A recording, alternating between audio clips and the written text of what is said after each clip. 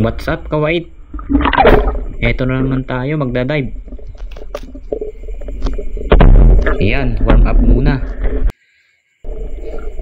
At etong ating unang nakita, crab. Pero hindi natin kukunin yan. Magkikipaglaro lang tayo. At dito, tingin-tingin tayo dito sa corals. Napakaganda ng corals na to. Wala namang laman. Yan, ang ganda ng corals na to. Ang kintab. At dito unang huli. Maliit na isda, pang sabaw.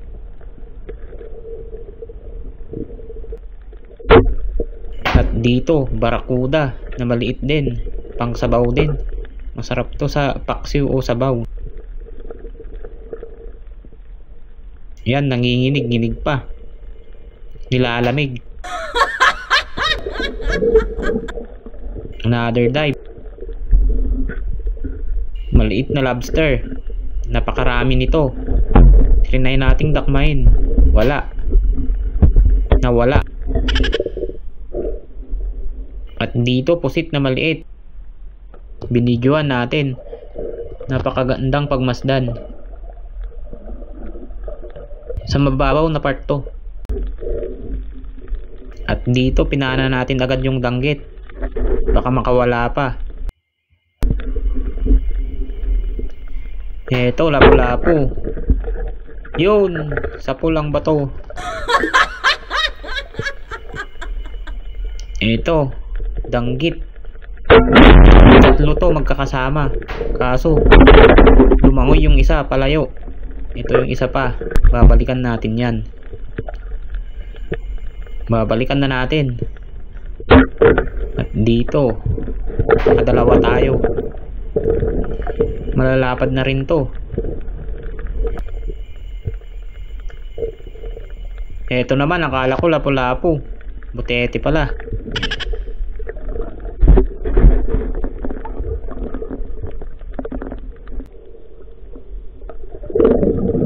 Another dive. Nakita natin yung best friend ni SpongeBob. Si Patrick. Wow! Sinungkit-sungkit natin. Pawala na yung hangin natin. Tapos natumba pa si Patrick. Binalikan natin si Patrick, baka mamatay. Yun. Eto na naman, napakaraming lobster nito pero maliliit. Try nating dakmain, kukuha tayo ng pang-ulam. Mabibilis to. Yun, naputol. Wala, ang bilis. At dito, makikita tayo ng isdang malapad. Malapad yung palikpik.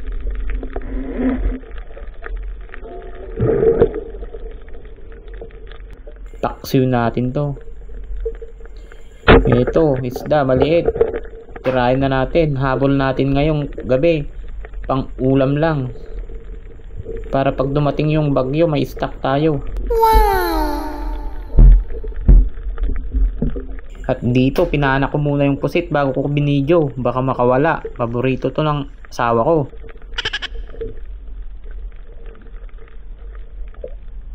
Laki.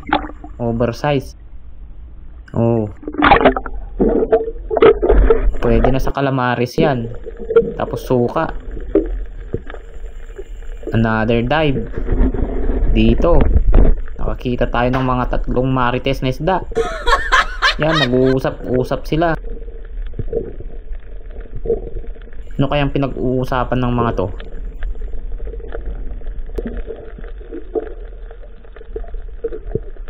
Another dive na naman.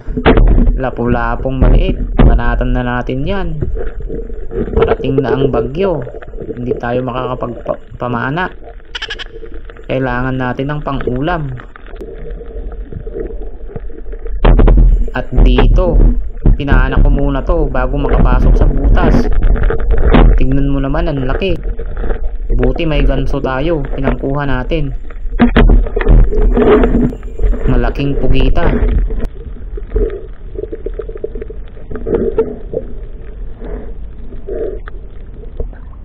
Lumalaban to.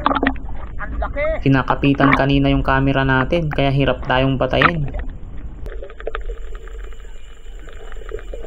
Napakalaki niyan. Masarap sa adobo to. Another dive. Dito nakita natin ang daming isda. Ito ang paldo pag nahuli mo lahat. Good size na. Mga hito. Ang lalaki. Napakarami nila. Napakarami nito.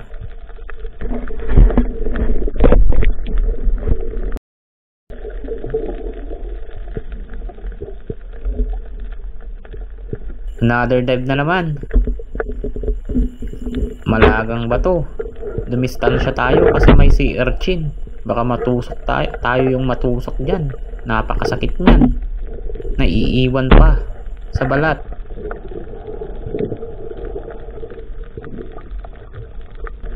At dito nakakita tayo ng pawikan. Napakalaki. Dumistansya lang tayo. Baka bungguhin tayo. Delikado yan. Wow! Eto pusit, nabanatan na natin kanina. Nakaalis lang. Yun, sa pool. Masarap to sa calamares. Paborito ko to. Ito yung isang pinakamasarap na nahuhuli.